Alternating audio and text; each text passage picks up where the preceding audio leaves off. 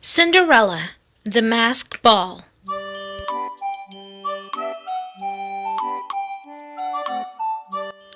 Cinderella's days were filled with chores. She never got to play, or read, or visit friends, but she could make even the worst job fun. One day, Cinderella used her imagination to turn a bedsheet into a beautiful gown. Now she was a princess. "Hello, kind sir," said Cinderella. "Would you please direct me to the nearest castle?" Cinderella's stepmother never liked to see Cinderella happy. She quickly put an end to her game. "Your stepsisters are going into town to buy new gowns," she called out. "You should go with them to carry everything." A few hours later, Cinderella found herself balancing boxes as she walked through town with her stepsisters. "Hurry up, Cinderella!" cried Anastasia. "I want to buy more. If you drop anything, I'll tell Mother to send you to bed without supper," threatened Drizella. As they approached the center town, they heard the most exciting news. "Hear ye! Hear ye!" shouted a royal messenger. "Everyone in the kingdom is invited to the castle for a masked ball." As soon as they got home, the sisters ran to tell their mother. "The king is having a masked ball," they cried. "Can we go?" "Of course," their mother replied. "And you'll have the finest costumes money can buy."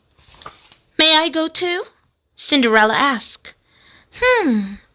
"My lovely daughters could use a maid at the ball," her stepmother said, thinking out loud. "You'll have to wait on your stepsisters. And, of course, you'll have to make your own costume." Now, even the masked ball was going to be a chore, but Cinderella still wanted to go. "Oh, Gus, it's going to be wonderful," she told her little friend. "And I know just what to use for a costume. Once my bedsheet is dry, I will turn it into the perfect princess gown." But that night, while Cinderella dreamed of the masked ball, mean old Lucifer went outside. He swiped his claws across Cinderella's sheet, ripping it to shreds. Cinderella was crushed when she saw the ruined sheet. "Poor Cinderella," said Gus. As the bird flew around the room, carrying a piece of sheet, Jack got an idea. "Cinderella can be a swan princess," Jack told Cinderella. Cinderella went to work on her costume. The sheet strips looked a little like feathers, so she stitched them together to make a feathery skirt. Gus and Jack helped make the mask. "Pretty Cinderella," Gus said as Cinderella modeled the finished costume. Downstairs, Anastasia and Drizella were ready to leave. "The ball is about to begin," Anastasia said to her mother. "Cinderella's going to make us late." "Then you two had better go ahead," said the mother as she walked them to the waiting coach. Cinderella stepped outside just in time to see the coach driving away without her. Cinderella had to walk all the way to the castle by herself. The ball had already begun by the time Cinderella arrived. She had never seen such wonderful costumes. Cinderella was quickly pulled onto the dance floor. "May I have this dance?" asked a dashing knight in shining armor.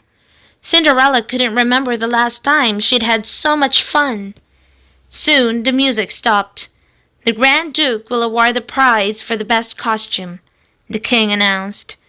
Anastasia and Drizella pushed their way to the front. The Grand Duke walked past them and stopped right in front of Cinderella.